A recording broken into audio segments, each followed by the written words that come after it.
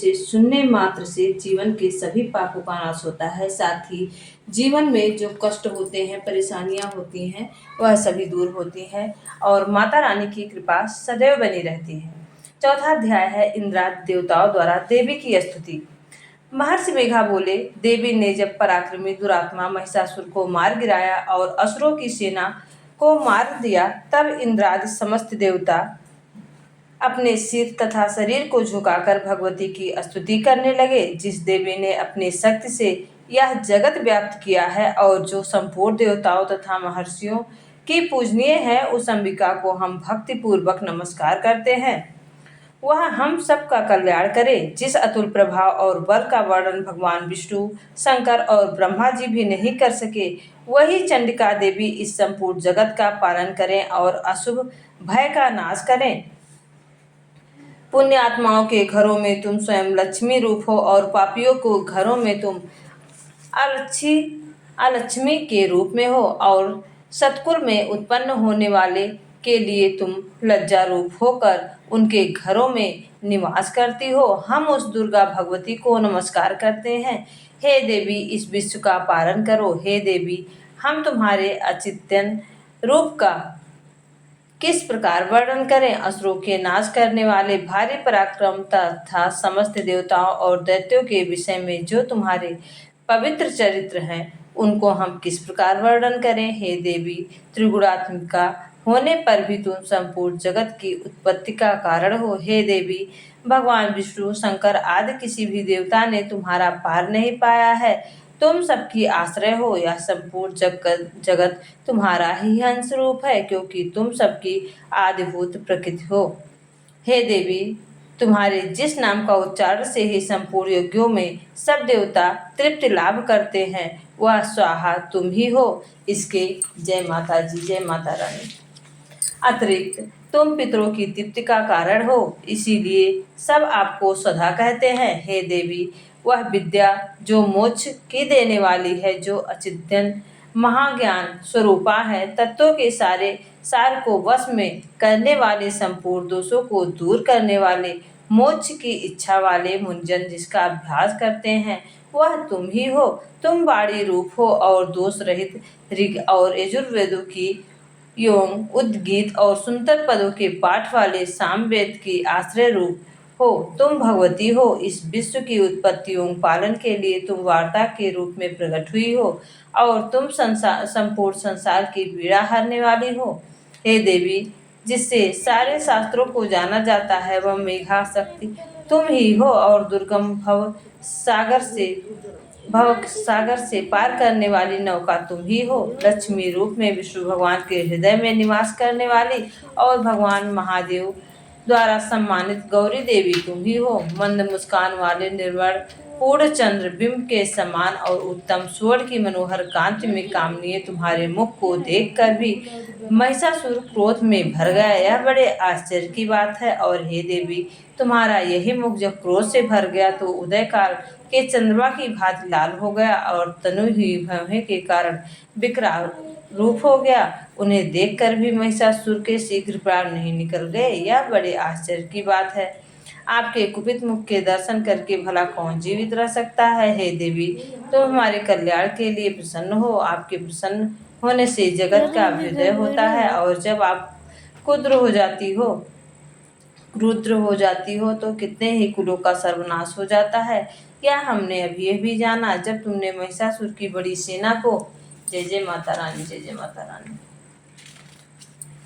देखते ही देखते मार गिराया। हे देवी, सदा अभ्युदय प्रताप देने वाली, तुम जिस पर प्रसन्न हो जाती हो वही देश में सम्मानित होते हैं। उसके धन और यश की वृद्धि होती है। उनका धर्म कभी शिथिल नहीं होता और उनके यहाँ अधिक पुत्र पुत्रियां और नौकर होते हैं। हे देवी, तुम्हारी कृपा से धर्मात्मा पुरुष प्रतिदिन श्रद्धा पूर्वक यज्ञ करता है और धर्मानुकूल आचरण करता है और उसके प्रभाव से स्वर्गलोक में जाता है, क्योंकि तुम तीनों लोकों में मनवांछित फल देने वाली हो। हे माँ दुर्गे, तुम्हारे स्मरण करने पर संपूर्ण जीवों के भय नष्ट कर देती हो और स्थिर चित्त वालों के द्वारा चिंतन करने पर उन्हें और अत्यंत मंगल देती हो। हे दरिद्र दुखनाशिनी देवी, तुम्हारे सिवा दूसरा कौन है? तुम्हारा चित्त सदा दूसरों के उपकार में लगा रहता है। हे देवी, तुम शत्रुओं को इसलिए मारती हो कि उनके मारने से दूसरों को सुख मिलता है। वह चाहे नरक में जाने के लिए चिरकाल तक पाप करते रहे हो, किंतु तुम्हारे साथ युद्ध करके सीधे स्वर्ग को जाते हैं, इसलिए तुम उनका वध करती हो। हे देवी, क्या तुम दृष्टिपात मात्र से समस्त अस्त्रों को भस्म नहीं कर सकती? आश्चर्य की बात, आश्चर्य ही कर सकती हो, किंतु तुम्हारा शत्रुओं को शास्त्रों के द्वारा मारना इसलिए है कि शास्त्रों के द्वारा मरकर वे स्वर्ग को जाएं। इस तरह से हे हे देवी, उन शत्रुओं के प्रति भी तुम्हारा विचार उत्तम है। हे देवी, तुम्हारे उग्र खड़ग और चमक से और त्रिशूल की नोक से कांत की किरणों से असुरों की आंख फूट नहीं गई। उनका कारण यह था कि वे किरणों में शोभायमान तुम्हारे चंद्रमा के समान आनंद प्रदान करने वाले सुंदर मुख को देख रहे हैं। हे देवी, तुम्हारा शील बुरे वृतांत को दूर करने वाला है और सबसे अधिक जय जय माता रानी, जय जय माता रानी। तुम्हारा रूप जो न तो कभी चिंतन में आ सकता है, ना ही जिनकी दूसरों से कभी तुलना हो सकती है। तुम्हारा बल और पराक्रम शत्रुओं का नाश करने वाला हो है। इस तरह से तुमने शत्रुओं पर भी दया प्रकट की है। हे देवी, तुम्हारे बल की किसने साथ बराबरी हो सकती है, तथा शत्रु को भय देने वाला इतना सुंदर रूप भी और किसका हो सकता है? हृदय में कृपा और युद्ध में निष्ठुरता, यह दोनों बातें तीनों लोक में केवल तुम ही में देखने में आई है। हे माता, युद्ध भूमि में शत्रुओं को मारकर तुमने उन पर स्वर्ग लोक पहुंचाया है। इस तरह तीनों लोकों में तुमने रक्षा की है, तथा उन्मत्त असुरों में से जो हमें भय था उनको भी तुमने दूर किया है। तुमको हमारा नमस्कार है। हे देवी, तुम शूल तथा खड्ग से हमारी रक्षा करो, तथा घंटे की ध्वनि और धनुष की टंकोर से हमारी रक्षा करो। चंडिके, आप अपने शूल को घुमाकर पूर्व, पश्चिम, उत्तर तथा दक्षिण दिशा में हमारी रक्षा करो। तीनों लोकों में जो तुम्हारे सौम्य रूप में तथा घोर रूप हैं, उनसे हमारी रक्षा करो, तथा इस पृथ्वी की रक्षा करो। हे अंबिके, आपके कर पल्लवों में से जो खड्ग, शूल और गदा आदि सहस्त्र शोभा पा रहे हैं, उनसे हमारी रक्षा करो। महर्षि मेघा बोले कि इस प्रकार जब उन सब देवताओं ने माता जगतजननी भगवती की स्तुति की और नंदन वन में पुष्पों तथा गंध अनुलेपनों का द्वारा उनका पूजन किया गया, फिर सबने मिलकर जब सुगंधित व दिव्य धूपों द्वारा उनको सुगंधित निवेदन की, तब देवी प्रसन्न होकर कहा, हे देवताओं, तुम सब मुझे मनवांछित वर मांगो। देवता बोले, हे भगवती, तुमने हमारा सब कुछ कार्य कर दिया है, अब हमारे लिए कुछ मांगना बाकी नहीं रहा, क्योंकि तुमने हमारे शत्रु महिषासुर को जय माता जी मार गिराया है, मार डाला है। हे महेश्वरी, तुम इस पर भी यदि हमें कोई वर देना चाहती हो तो बस इतना वर दो कि जब हम आपका स्मरण करें तब आप हमारी विपत्तियों को हरण करने के लिए हमें दर्शन दिया करो। हे अंबिके, जो कोई भी तुम्हारी स्तुति करे तुम उसको वित्त, समृद्धि और वैभव देने के साथ उन्हें धन और स्त्री संपत्ति बढ़ावें और सदा हम पर प्रसन्न रहे। महर्षि बोले, हे राजन, देवताओं ने जब जगत के लिए तथा अपने लिए इस प्रकार प्रश्न किया तो बस तथास्तु कहकर देवी अंतर ध्यान हो गई। हे भूप, जिस प्रकार तीनों लोक का हित चाहने वाली वह भगवती देवी देवताओं के शरीर में उत्पन्न हुई थी, यह सारा वृतांत मैंने तुम्हें कह सुनाया है। और इसके पश्चात दुष्ट असुरों तथा शुंभ और निशुंभ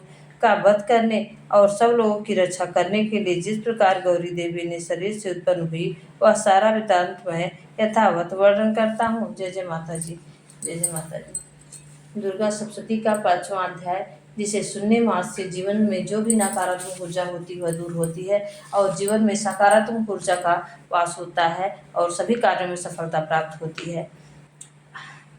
दुर्गा सप्तशती 5वां अध्याय, देवताओं द्वारा देवी की स्तुति। महर्षि मेघा ने कहा, पूर्व काल में शुंभ निशुंभ नामक असुरों ने अपने बल के मत से इंद्र त्रिलोकी का राज्य और यज्ञों का भाग छीन लिए, और वह दोनों इस तरह सूर्य, चंद्रमा, धर्मराज और वरुण के अधिकार भी छीन कर स्वयं ही उसका उपयोग करने लगे। वायु और अग्नि का कार्य भी वही करने लगे। इस सब के पश्चात उन्होंने जिन देवी देवताओं का राज्य छीना था उनको अपने अपने स्थान से निकाल दिया। इस तरह से अधिकार छीने हुए तथा दैत्य द्वारा निकले हुए देवता अपराजिता देवी का स्मरण करने लगे और देवी ने हमको वरदान दिया था कि मैं तुम्हारे शरण में विपत्तियों को नष्ट करने की रक्षा करूंगी। जय जय माता रानी। ऐसा विचार कर सब देवता हिमालय पर गए और भगवती विष्णु महामाया को स्तुति करने लगे। देवता ने कहा, देवी को नमस्कार है, शिव को नमस्कार है, प्रकृत और भद्रा को नमस्कार है। हम लोग रौद्रा, नित्या और गौरी को नमस्कार करते हैं, जो सना मई चंद्र स्वरूपिणी व सुख रूपा देवी निरंतर नमस्कार है। शरणागतों का कल्याण करने वाली वृद्धि और सिद्ध रूपा देवी को हम बार बार नमस्कार करते हैं और नैश्रित राजाओं को लक्ष्मी तथा सर्वाणी को नमस्कार करते हैं। दुर्गा स्थलों को पार करने वाली दुर्गम पारा को हम नमस्कार करते हैं। सर्वकारिणी ख्याति कृष्णा और धूम्रावती को सदैव नमस्कार है। अत्यंत सौम्य तथा अत्यंत रौद्र रूपा को हम नमस्कार करते हैं। हमारा बारंबार प्रणाम है। जगत की आधारभूत प्रकृति देवी बार बार नमस्कार करते हैं। जिस देवी को प्राणी मात्र विष्णु माया कहते हैं, उनको नमस्कार है, उनको नमस्कार है, उनको नमस्कार है। जो देवी संपूर्ण प्राणियों में चेतना कहलाती है, उनको नमस्कार है, उनको नमस्कार है, उनको नमस्कार है। जो देवी संपूर्ण प्राणियों में बुद्धि रूप में स्थित है, उनको नमस्कार है, उनको नमस्कार है, उनको नमस्कार है। जो देवी सब प्राणियों में निद्रा रूप में विराजमान है, उनको नमस्कार है, उनको नमस्कार है, उनको नमस्कार है। जो देवी संपूर्ण प्राणियों में सुधा रूप में विराजमान है, उनको नमस्कार है, उनको नमस्कार है, उनको नमस्कार है। जो देवी संपूर्ण प्राणियों में छाया रूप में स्थित है, उनको नमस्कार है, उनको नमस्कार है, उनको नमस्कार है। जो देवी सब प्राणियों में शक्ति रूप में स्थित है, उनको नमस्कार है, उनको नमस्कार है, उनको नमस्कार। जो देवी संपूर्ण प्राणियों में तीसरा रूप में स्थित है, उनको नमस्कार है, उनको नमस्कार है, उनको नमस्कार है। जो देवी सब प्राणियों में शांत रूप में स्थित है, उनको नमस्कार है, उनको नमस्कार है, उनको नमस्कार है। जो देवी सब प्राणियों में जात रूप में स्थित है, उनको नमस्कार है, उनको नमस्कार है, उनको नमस्कार है। जो देवी सब प्राणियों में लज्जा रूप में स्थित है, उनको नमस्कार है, उनको नमस्कार है, उनको नमस्कार है। जो देवी सब प्राणियों में शांत रूप में स्थित है, उनको नमस्कार है, उनको नमस्कार है, उनको नमस्कार है। जो देवी संपूर्ण प्राणियों में श्रद्धा रूप में स्थित है, उनको नमस्कार है, उनको नमस्कार है, उनको नमस्कार है। जो देवी संपूर्ण प्राणियों में कांति रूप में स्थित हैं, उनको नमस्कार है, उनको नमस्कार है, उनको नमस्कार है। जो देवी सब प्राणियों में लक्ष्मी रूप में स्थित है, उनको नमस्कार है, उनको नमस्कार है, उनको नमस्कार है। जो देवी संपूर्ण प्राणियों में वृत्ति रूप में स्थित है, उनको नमस्कार है, उनको नमस्कार है, उनको नमस्कार है। जो देवी सब प्राणियों में स्मृत रूप में विराजमान है, उनको नमस्कार है, उनको नमस्कार है, उनको नमस्कार है। जो देवी सब प्राणियों में दया रूप में स्थित है, उनको नमस्कार है, उनको नमस्कार है, उनको नमस्कार है। जो देवी सब प्राणियों में दृष्टि रूप में स्थित है, उनको नमस्कार है, उनको नमस्कार है, उनको नमस्कार है। जो देवी संपूर्ण प्राणियों में मातृ रूप में स्थित है, उनको नमस्कार है, उनको नमस्कार है, उनको नमस्कार है। जय जय माता दी। जो देवी संपूर्ण प्राणियों में भ्रांत रूप में स्थित है, उनको नमस्कार है, उनको नमस्कार है, उनको नमस्कार है। जो देवी संपूर्ण प्राणियों में नित्य रूप में व्याप्त है, उनको नमस्कार है, उनको नमस्कार है, उनको नमस्कार। जो देवी चैतन्य रूप में इस संपूर्ण संसार को प्राप्त करके स्थित है, उनको नमस्कार है, उनको नमस्कार है, उनको नमस्कार है। पूर्व काल में देवताओं ने अपने अभिष्ट फल पाने के लिए जिनकी स्तुति की और देवराज इंद्र ने बहुत दिनों तक जिनका सेवन किया, वह कल्याण की साधना भूता ईश्वरी हमारा कल्याण करे और मंगल करे तथा सारी विपत्तियों को नष्ट कर ले। असुरों के सताए हुए हम संपूर्ण देवता उस परमेश्वरी को इस समय नमस्कार करते हैं तथा जो भक्ति पूर्वक स्मरण की जाने पर तुरंत ही सब विपत्तियों को नष्ट कर देती है, वह जगदम्बा इस समय भी हमारा मंगल करके हमारी समस्त विपत्तियों को दूर करे। महर्षि मेघा ने कहा, हे राजन, इस प्रकार जब देवता स्तुति कर रहे थे तो उसी समय पार्वती देवी गंगा में स्नान करने के लिए आई। तब उनके शरीर में प्रकट होकर शिवा देवी बोली, शुंभ दैत्य के द्वारा स्वर्ग से निकाले हुए और निशुंभ से हारे हुए देवता मेरी स्तुति कर रहे हैं। पार्वती के शरीर से अंबिका निकली, इसलिए उनको संपूर्ण लोक में कौशिकी कहते हैं। कौशिकी के प्रकट होने के पश्चात पार्वती देवी के शरीर का रंग काला हो गया और हिमालय पर रहने वाली कालिका देवी के नाम से प्रसिद्ध हुई। फिर शुंभ और निशुंभ के दूत चंडमुंड वहां आए और उन्होंने परम मनोहर रूप वाली अंबिका को देखा, देवी को देखा। फिर वह शुंभ के पास जाकर बोले, महाराज, एक अत्यंत सुंदर स्त्री हिमालय को प्रकाशित कर रही है। जैसा रंग, रूप आज तक क्या तुम हमने इतनी किसी जल्दी में हो? स्त्री में नहीं देखा। हे अश्वेश्वर, आप यह पता लगाए कि वह कौन है और उसको ग्रहण करने। वह स्त्रियों में स्त्री में रत्न है और वह आपकी कांति के दसों दिशाओं में प्रकाशित करती हुई वहाँ स्थित है, इसलिए आपको उसको देखना उचित है। हे प्रभु, तीनों लोकों में हाथी, घोड़े, मणि इत्यादि जितने रत्न हैं, सब आपके समय आपके घर में शोभायमान है। हाथियों में रत्न रूपी रावत हाथी और उच्चस्व नामक घोड़ा जो इंद्र से आप ले आए थे, हंसों का जुता हुआ विमान जो कि ब्रह्मा जी के पास था, अब भी आपके पास है, और यह महापद्म नामक खजाना आपने कुबेर से छीना है। समुद्र ने आपको सदा खिले हुए फूलों की किंजालकिनी नामक माला दी है। वरुण का कंचन की वर्षा करने वाला छत्र आपके पास है। रथों में श्रेष्ठ प्रजापति का रथ भी आपके पास है। हे दैत्य, मृत्यु से उत्कांतिदा नामक शक्ति भी आपने छीन ली है, और वरुण का पास भी आपने भ्राता निशुम्भ के पास ही है, और समुद्र में पैदा होने वाले सब प्रकार के रत्न भी आपके भ्राता निशुम्भ के अधिकार में है।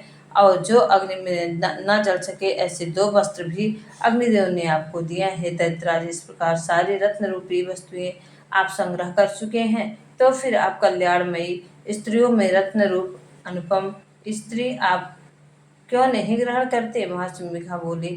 चंडमुंड का यह वचन सुनकर शुंभ ने विचारा कि सुग्रीव को अपना दूत बनाकर देवी के जय जय माता रानी पास भेजा जाए। प्रथम उनको सब कुछ समझा दिया जाए और कहा जाए वहां जाकर तुम उसे अच्छी तरह समझा देना, ऐसा उपाय जिससे वह प्रसन्न होकर तुरंत मेरे पास चली आवे। भली बात समझाकर कहना। दूत सुग्रीव पर्वत के उस रमणीय भाग पर पहुंचा जहाँ देवी रहती थी। दूत ने कहा, हे देवी, दैत्यों का राजा निशुम्भ जो इस समय तीनों लोगों का स्वामी है, मैं उसका दूत हूँ और यहाँ तुम्हारे पास आया हूँ। संपूर्ण देवता उनकी आज्ञा एक स्वर में मानते हैं। अब जो कुछ कहने भेजा है वह सुनो। उसने कहा, संपूर्ण समय संपूर्ण त्रिलोकी वश में है और संपूर्ण यज्ञों के भाग को पृथक पृथक मैं ही लेता हूँ, और तीनों लोकों में जितने श्रेष्ठ रत्न है वह सब मेरे पास है। देवराज इंद्र का वाहन ऐरावत भी मेरे पास है, मैंने उससे छीन लिया है। उच्चरस नामक घोड़ा और क्षीरसागर मंथन से प्रकट हुए जो भी हुआ था वह सब मेरे पास है, उसे देवताओं ने मुझे समर्पित किया है। हे सुंदरी, इसके अतिरिक्त भक्ति और जो भी रत्न भूषण पदार्थ देवताओं के पास थे सब मेरे पास है। हे देवी, मैं तुम्हें संसार की स्त्रियों में रत्न मानता हूँ, क्योंकि रत्नों का उपभोग करने वाला मैं हूँ। हे चंचल कटाक्षों वाली सुंदरी, अब यह मैं तुम पर छोड़ता हूँ कि तू मेरे साथ चलेगी या मेरे भाई पराक्रमी निशुम्भ की सेवा में आ जाए। यदि तू मुझे भरेगी तो तुझे अतुल महान ईश्वर की प्राप्ति होगी। अतः तू अगर बुद्धि से यह विचार कर ले कि मेरे पास चली आओ। महाशंभिका ने कहा, दूत के ऐसा कहने पर संपूर्ण जगत में कल्याण करने वाली भगवती दुर्गा मन ही मन मुस्काई और इस प्रकार कहने लगी। देवी ने कहा, हे जय जय माता रानी।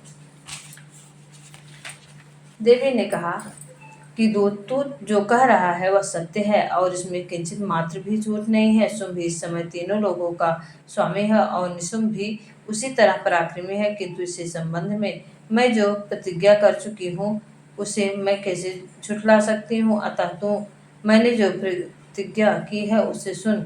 जो मुझे युद्ध में जीत लेगा और मेरे अपमान को खंडित करेगा वह बल में मेरे साथ समान होगा, वही मेरा स्वामी होगा। इसलिए शुंभ तथा पराक्रमी निशुम्भ आए और युद्ध के लिए जीत कर मुझसे विवाह कर ले, इसमें भला देर करने की क्या आवश्यकता है?